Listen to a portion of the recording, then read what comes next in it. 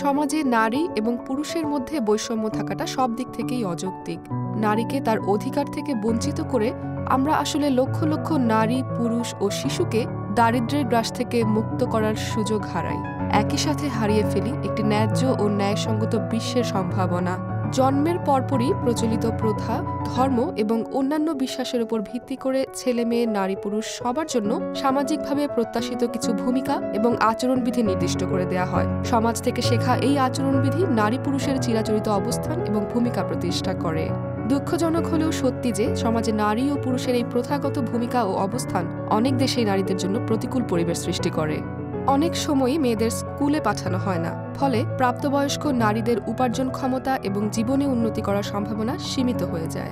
কৃষি উন্নয়নে গ্রামীণ নারী সমাজ অন্যতম প্রধান ভূমিকা পালন করে। তারপরেও অনেক উন্নয়নশীল দেশে জমির ওপর নারীদের মালিকানার স্বীকৃতি দেয়া হয় না। জমির মালিকানা ছাড়া তারা তাদের খামার বা ব্যবসায় বিনিয়োগ করার জন্য ঋণ নিতে পারেন না। এর ফলে জমি ও জমি থেকে প্রাপ্ত লাভের ওপর নারীদের কোনো অধিকার বা নিয়ন্ত্রণ থাকে না। পারিবারিক বিভিন্ন সম্পত্তির নিয়ন্ত্রণ ও ব্যবহার সহ ঘরের বিভিন্ন সিদ্ধান্ত সাধারণত পুরুষেরাই নিয়ে থাকে।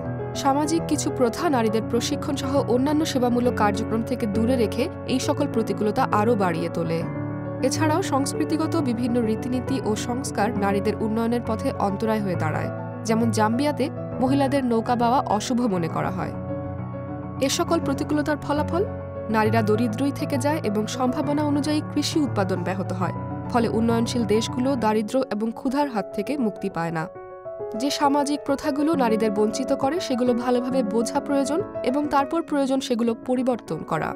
সমাজে নারী ও পুরুষের চিরাচরিত ভূমিকা পরিবর্তনের মাধ্যমে আমরা বিভিন্ন সামাজিক প্রথার হানিকর দিকগুলোর সংস্কার করে নারী ও পুরুষের মাঝে সম্পদ ও সেবা লাভের ক্ষেত্রে বিদ্যমান বৈষম্য হ্রাস করতে ভূমিকা রাখতে পারি।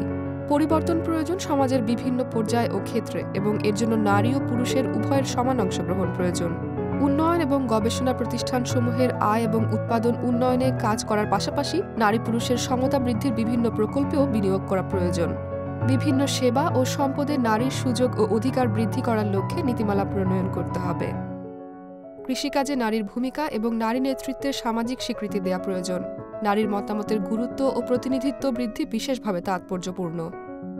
উন্নয়ন প্রতিষ্ঠানসমূহ বিদ্যমান নীতিমালা, সমাজ ও সম্প্রদায়ের নারী উন্নয়ন সমর্থনের মাধ্যমে পৃথিবীব্যাপী চরম দারিদ্র্য কমানোর এবং ছেলে মেয়ে, নারী পুরুষ নির্বিশেষে সবার সমৃদ্ধি নিশ্চিত করার সুযোগ সৃষ্টি করতে পারে। সংস্করণ 2। বিস্তারিত জানতে দেখুন aas.cgiar.org।